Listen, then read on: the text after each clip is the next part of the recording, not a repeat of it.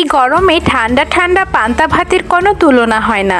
আপনারা কে কে এই অতিরিক্ত গরমের দিনে পান্তা ভাত খেয়ে ভাত ঘুম দিতে পছন্দ করেন কমেন্ট করে জানাবেন অবশ্যই। ওয়েলকাম বন্ধুরা, জানি এত গরমে সবার খুব কষ্ট হচ্ছে, তবুও আশা করি সকলে খুব ভালো আছেন।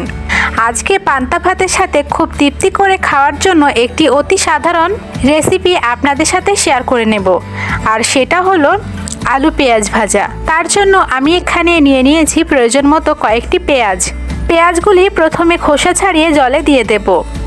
এবার পেঁয়াজগুলি ধুয়ে খুব সরু সরু করে কেটে নেব।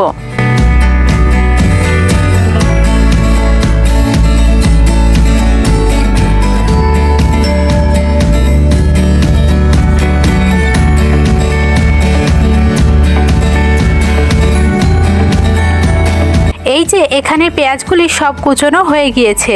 এর সাথেই লম্বা লম্বা করে কুচিয়ে নিয়েছি কয়েকটি আলুগুলি ধুয়ে নেওয়া হয়ে গিয়েছে। এবার গ্যাসে কড়াই বসিয়ে তেল নিয়ে নিলাম প্রয়োজন মতো। তেলে দিয়ে দিলাম এবার দুটো তেজপাতা, বেশ কিছু শুকনো লঙ্কা, একটু গোটা জিরে, কালো জিরে, একটু রাঁধুনি। মশলাগুলি একটু বাদামি হয়ে এলে দিয়ে দিলাম পেঁয়াজ ও আলু কুচিগুলো। এখন এটাকে একটু নেড়েচেড়ে মিশিয়ে নেব।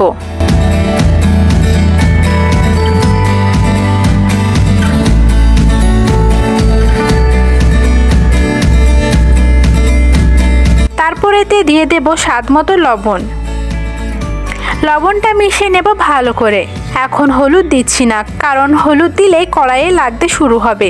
একটু ভাজা হয়ে যাক।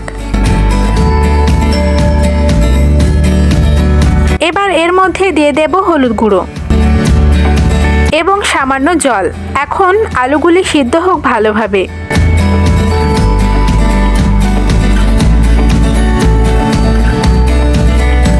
জলটা শুকিয়ে এলে এটাকে নেড়েচেড়ে রান্না করতে হবে, না হলে নিচের দিকটা লেগে গিয়ে পুড়ে যাবে।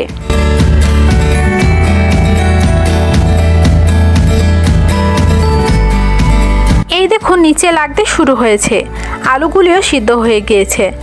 এবার গ্যাস বন্ধ করে দেব, তাহলেই রেডি হয়ে যাবে আলু পেঁয়াজ ভাজা। এটা পান্তা ভাতের সাথে খেয়ে দেখবেন, অসাধারণ লাগবে। গরম ভাতে বা রুটির সাথেও ভালো লাগে। তাহলে কেমন লাগলো ভিডিওটা অবশ্যই জানাবেন। ভালো লাগলে একটা লাইক দেবেন। আজ এখানেই বিদায় নিচ্ছি। সবাই ভালো থাকুন, সুস্থ থাকুন, গরমে নিজের শরীরের যত্ন নেবেন। ধন্যবাদ।